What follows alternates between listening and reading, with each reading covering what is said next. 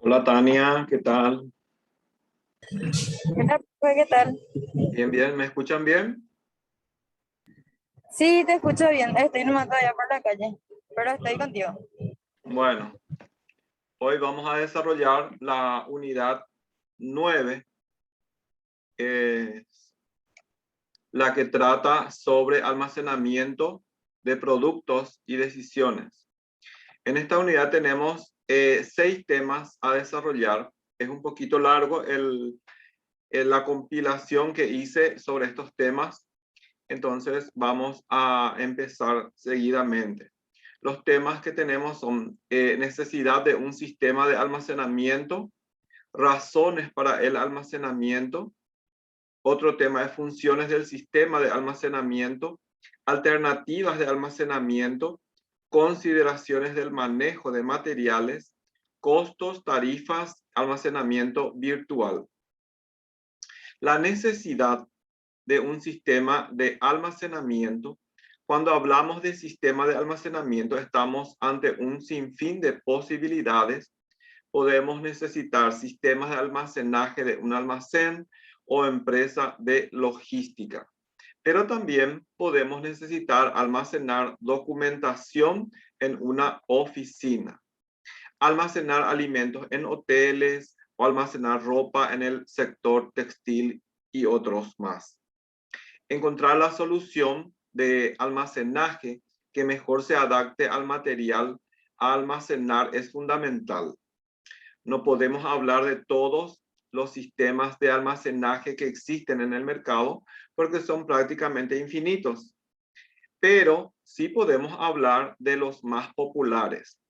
Desde luego que en un almacén o empresa de logística es uno de los negocios en los que unas buenas estanterías metálicas no pueden faltar. Son su infraestructura más básica y también importante. Necesitamos almacenar cargas largas y pesadas. La elección del tipo de sistema de almacenaje para cargas largas dependerá de la instalación donde se vaya a colocar, del espacio disponible, de la mercancía a almacenar, etc. Por norma general, para la carga larga, las cargas largas y pesadas de almacenes de material, las estanterías que se llaman cantilever, grandes cargas, son las más adecuadas y que mejor se adaptan a las necesidades. Lo cierto es que existen numerosas soluciones para el almacenamiento en estanterías de cargas pesadas. Así que lo mejor es asesorarse sobre cuál de ellas es mejor para unas necesidades concretas. Por otro lado, todas las estanterías para cargas largas y pesadas deben cumplir unas especificaciones comunes. Este aspecto es muy importante. Las estanterías cantilever son un sistema de almacenaje que se ha diseñado de manera específica para el almacenaje de cargas pesadas en el menor espacio. Estas estanterías soportan una carga de hasta 1.500 kilos por brazo y la altura de columnas es variable, por lo que se adaptan a todas las necesidades. Para garantizar la seguridad, las estanterías cantilever llevan fijación al suelo mediante anclajes expansivos y además se les puede incorporar accesorios, como por ejemplo topes de brazo, protecciones de entrada y estantes de continuos de metal o madera. Sin duda alguna, este es el sistema de almacenaje que se adapta a todas las necesidades. También hay estanterías cantilever de brazo corto, que es la más empleada para procesos de curación de quesos. La otra opción son las estanterías para almacenaje vertical, para estanterías alargados, como por ejemplo listones, molduras o perfiles. Esta opción es ideal para talleres, automóviles e incluso artes gráficas. Permite colocar las piezas en vertical, así protegiendo material delicado como cristales, lunas y cuadros. Y esto me hace recordar para comentarles que cuando así fui a una empresa sobre Artigas, la avenida Artigas, se llama Hierro Par. Cuando quería comprar unos hierros, me atreví a entrar en su depósito y he visto los hierros por el techo.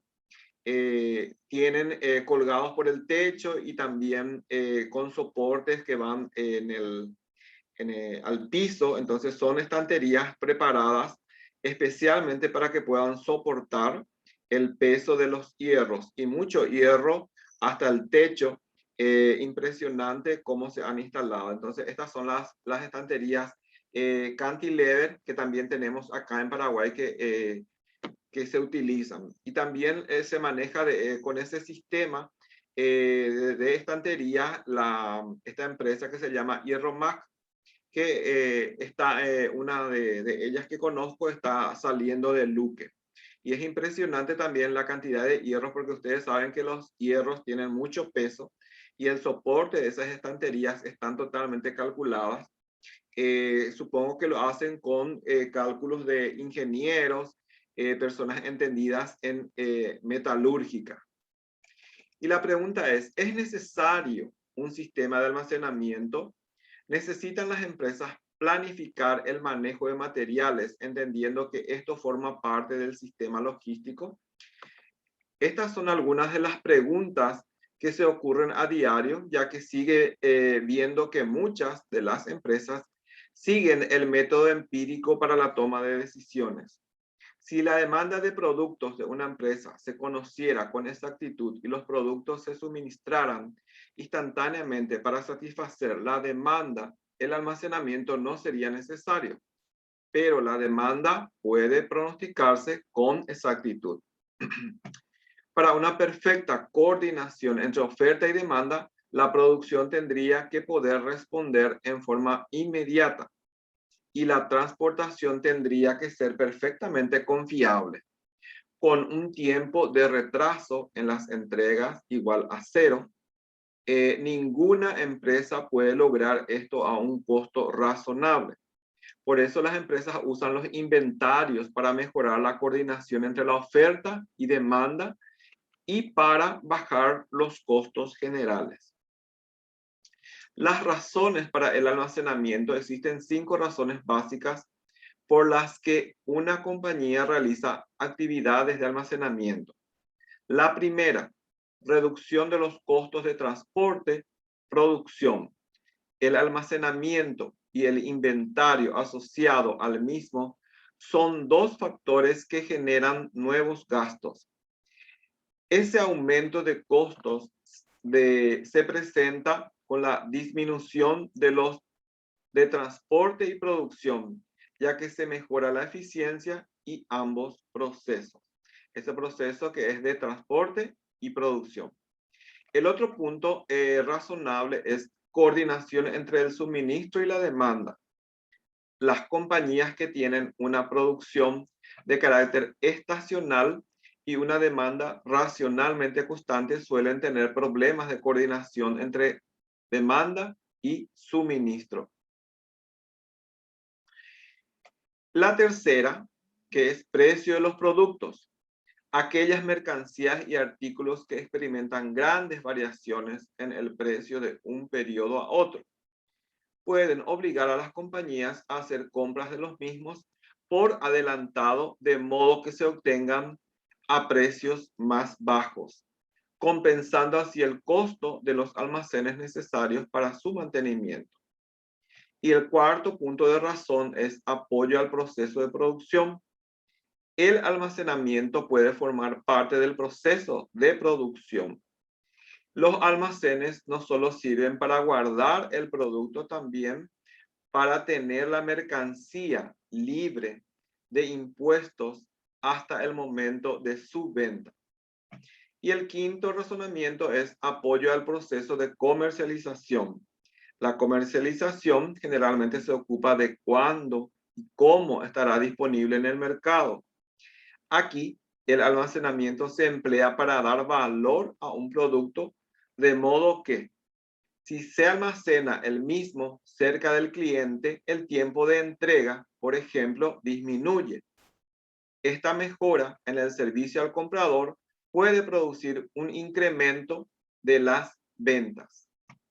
Las funciones del sistema de almacenamiento. ¿Qué son los almacenamientos? Los sistemas de almacenamiento son aquellos en los cuales las mercaderías se colocan sobre estanterías para optimizar el espacio, ya sea superficie, que es la altura. Y las estanterías son estructuras independientes del edificio que se fijan al suelo o al techo y sobre ellas se depositan las mercaderías. Son medios estáticos cuya altura y separación entre ellas está determinada por la altura del local, o sea, del techo del depósito, digamos comúnmente, y las características de los medios de elevación. A la hora de elegir estanterías debemos tener en cuenta aspectos como el volumen de las mercaderías, qué vamos a almacenar, cuál es el peso que dichas estanterías pueden soportar, las características del producto, qué tamaño o volumen tienen esas mercaderías. Y estos factores, junto con las características de la propia estantería y el grado de optimización del espacio, establecen el sistema de almacenaje más conveniente. Y hay que recordar y hacer una aclaración en este punto de que es conveniente recurrir a personas que manejan la física, que manejan los cálculos, para poder determinar y no contratar o comprar nomás ciertas estanterías costosas para la empresa. Entonces necesitamos en este punto el asesoramiento de personas entendidas, de las empresas que venden estos productos, para que puedan decirnos qué peso, qué característica, cómo debe instalarse esas estanterías y demás detalles que puedan orientar. Las alternativas de almacenamiento.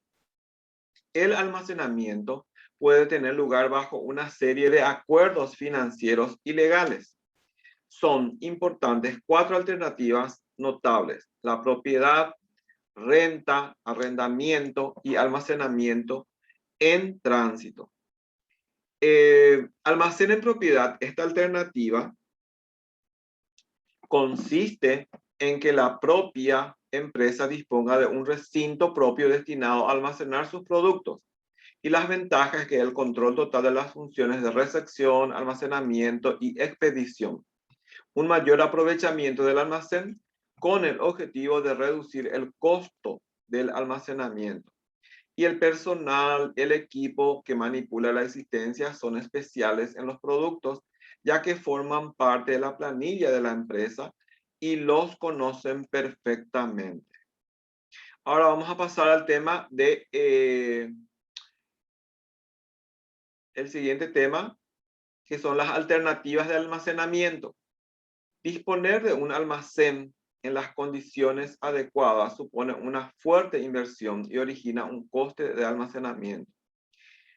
La implementación de la filosofía HIT es bastante compleja. Vamos a ver ahora las alternativas de almacenamiento que tiene una empresa según sean sus posibilidades. Almacén en propiedad que tiene sus ventajas. Control total de las funciones de recepción, almacenamiento y expedición. Mayor aprovechamiento de almacén con el objetivo de reducir el coste de almacenamiento. Adecuación del recinto y del sistema de almacenaje a los productos de la empresa. El personal y el equipo que manipula las existencias son especialistas en los productos, ya que forman parte de la plantilla de la empresa y lo conocen muy bien. Alquiler de espacio. Esta opción consiste en disponer mediante alquiler de una superficie. Ese alquiler puede además incluir las tareas de recepción, almacenamiento y preparación de pedidos. Todo dependerá del coste que se esté dispuesto a asumir. Existe una variada oferta, pero destacamos algunas. Almacenes que se dedican a almacenar productos empaquetados o envasados.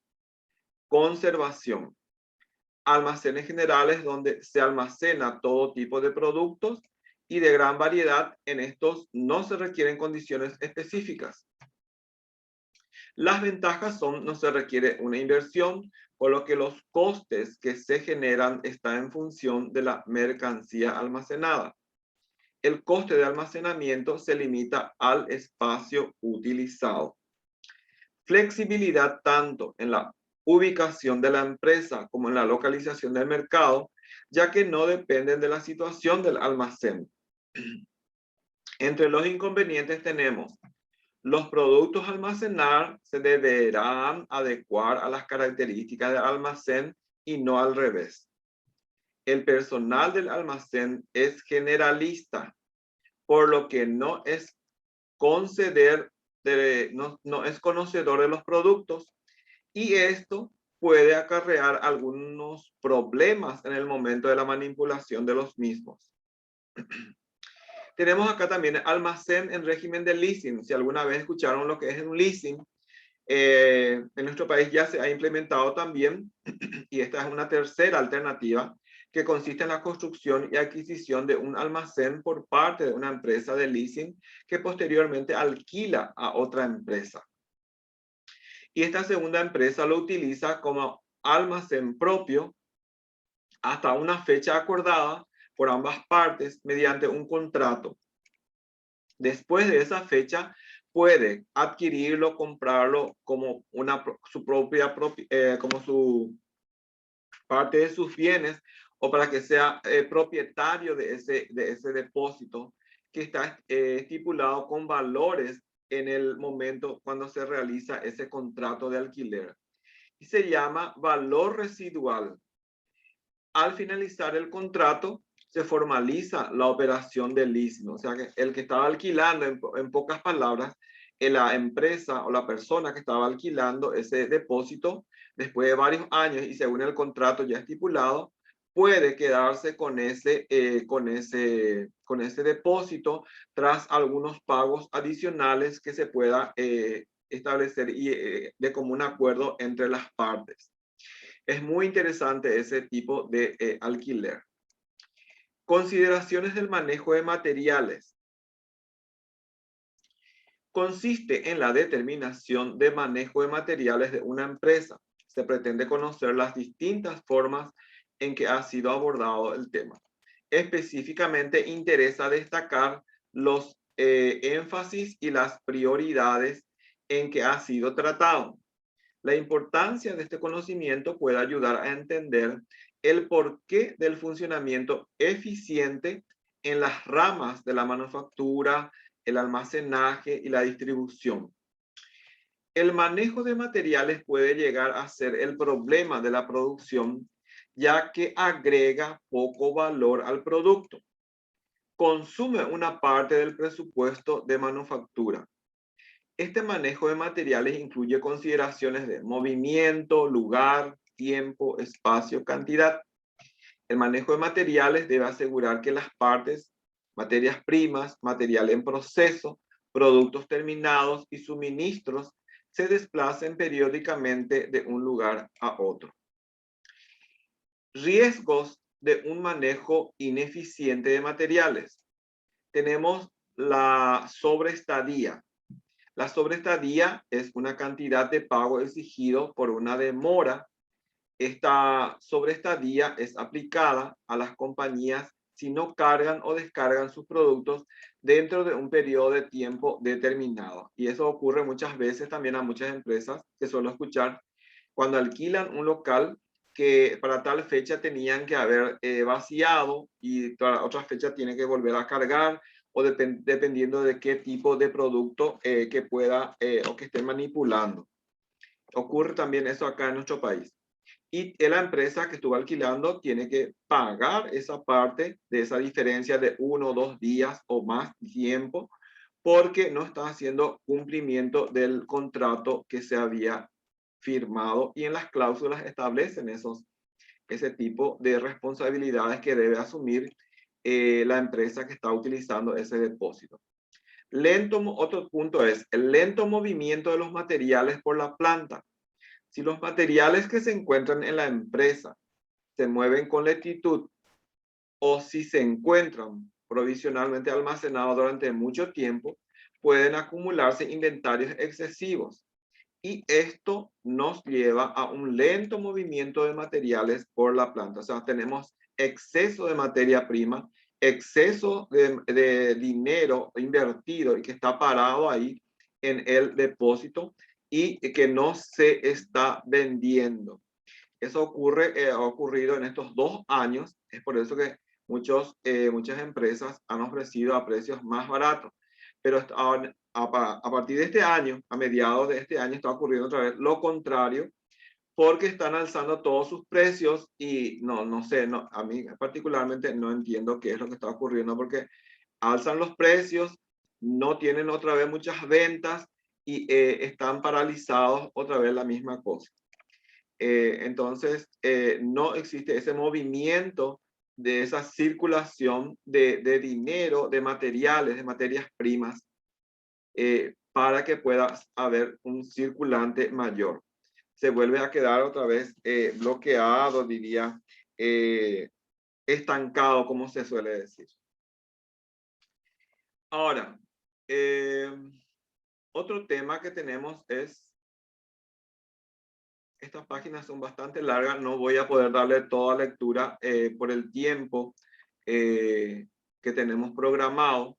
Entonces, este material enseña muy bien el resumen que hice y al ser ya en la plataforma, les comento que está en la unidad 8. Me faltaron cajas en la plataforma para abrir. Entonces, en la semana que viene voy a estar ordenando toda esta plataforma, pero en la caja número 8 de la plataforma pueden encontrar donde dice unidad 8 y ahí está también la unidad 9. Ahora, los costos, tarifas, almacenamiento virtual es otro de los temas y último de esta unidad.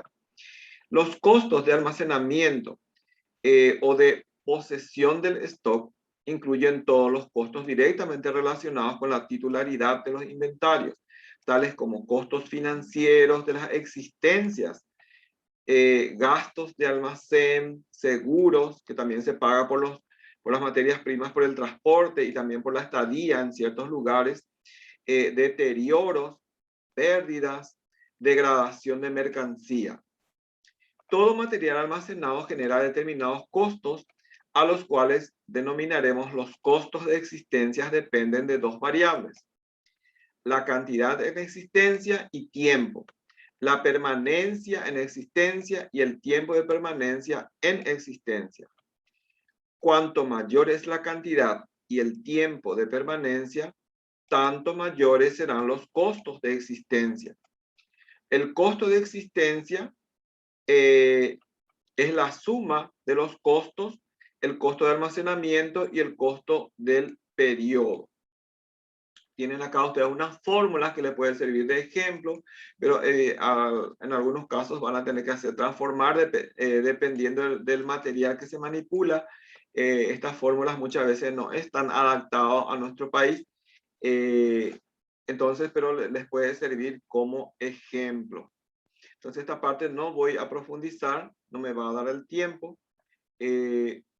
Voy a hablar lo siguiente, que son las tarifas por almacenamiento. Se cobran mensualmente en función del volumen medio medido en pies cúbicos, porque toda la infraestructura de un depósito está calculado en cúbicos, metros. Se suelen escuchar ustedes metros cúbicos. Entonces allí incluye todo, base por altura y por todo el techo. Por el espacio ocupado por un inventario en los centros logísticos. La medición del volumen se basa en el tamaño de la unidad correctamente embalada y lista para enviar de acuerdo con las políticas y requisitos de logística de Amazon. Por ejemplo, acá nos habla de Amazon, que es la empresa líder mundial que está manejando este tipo de depósitos y almacenamiento mejor. Nosotros siempre estamos diciendo acá depósito, pero en el exterior se usa más almacenamiento. La tarifa mensual por almacenamiento de inventario se cobra entre los días 7 y 15 del mes siguiente, al que corresponden las tarifas. Por ejemplo, para consultar la tarifa por almacenamiento de inventario del mes de enero, consulta el informe de pago de febrero, que incluye las transacciones realizadas entre el 7 y 15 de febrero. Las tarifas varían según la categoría de tamaño del producto y la época del tamaño.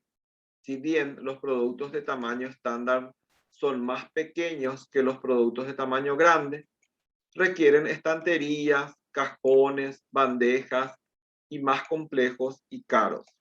Las tarifas se cobran por pie cúbico, vuelvo a repetir, por lo que la tarifa total por almacenamiento de productos de tamaño estándar será menor que la de los productos de tamaño grande, ya que se basan en el volumen. Tarifa por almacenamiento prolongado de inventario. Se aplica una tarifa por almacenamiento prolongado a todas las unidades almacenadas en un centro logístico. Por ejemplo, si se utiliza por 365 días. La tarifa de almacenamiento prolongado se suma a la tarifa mensual por almacenamiento de inventario. Si se envía una solicitud de retirada de inventario antes de la siguiente fecha de limpieza de inventario, los productos no estarán sujetos a ninguna tarifa por almacenamiento prolongado. El almacenamiento virtual es un espacio en disco en modalidad cloud en el que se guardan aplicaciones, documentos y ficheros, al igual que si fuera un disco duro ubicado en la propia compañía, pero al que se accede a través de una conexión a Internet. Imagínense hasta dónde llegamos hoy día: archivos importantes, informes, investigaciones que se hayan realizado, que se puedan también depositar en algún almacenamiento virtual, en alguna empresa, como una medida de seguridad. Puede ser, también puede ser como una medida para su posterior venta, en vez de estar teniéndolo en la casa. En cuanto a esto, yo no lo conozco, no tengo conocimiento de que esto esté ocurriendo en nuestro país. Puede ser, tal vez yo no esté al alcance de conocer esa parte, pero no sé, entiendo que no se está difundiendo mucho ahí. En esos casos en nuestro país, en Paraguay, pues esto ocurre mucho en donde existen muchas investigaciones, muchos descubrimientos, muchas creaciones, innovaciones en emprendimientos, en donde los derechos de autor, los derechos de invención y de tecnología es muy celoso. Entonces, para no correr riesgos, no tener en la casa conviene más. Y es como si fuese un banco en donde uno va a depositar, alquila una caja fuerte, y allí uno puede sentirse mucho más seguro porque está bien resguardado. Bien, estos son los temas, los puntos de la unidad 9 que estoy o termino de desarrollar. Entonces, si tienen alguna curiosidad, alguna pregunta, escucho. Solamente Tania está conectada, las demás compañeras no se han conectado. Te consulto, Tania, ¿tuvieron reunión con el profesor Alcibiades sobre el tema del trabajo práctico del proyecto que tenían que realizar? ¿Ya están trabajando sobre eso?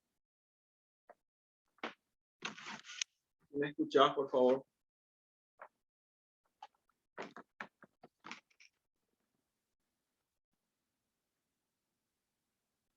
Pero a mí me dijeron que tuvieron conexión ya con el profesor. Lo que quería saber es el avance que están teniendo. Si ya están, o hay fecha, o ya enviaron ya en el Drive en la primera etapa del proyecto. Nada aún.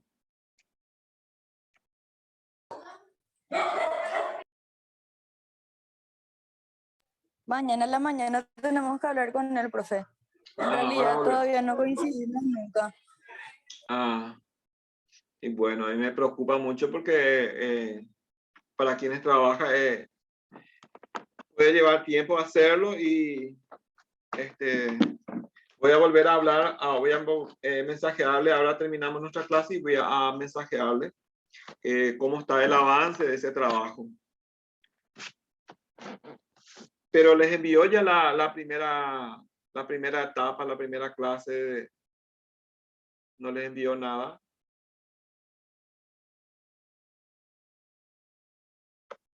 ¿No me escuchas? Mañana a las 7 tenemos que conectarnos, profe. Todavía no vimos nada de nada. Bueno.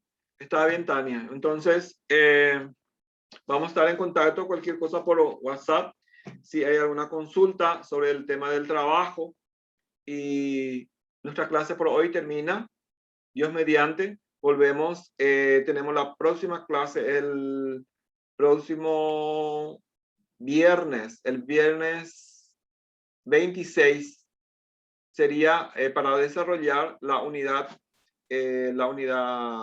10 con el cual vamos a terminar. Después podemos hacer un retroalimentación o dedicar a desarrollar, ayudarles a desarrollar el proyecto que tienen sobre plan de negocios. Entonces, de mi parte, muchas gracias y que tengan buen fin de semana y hasta el próximo viernes.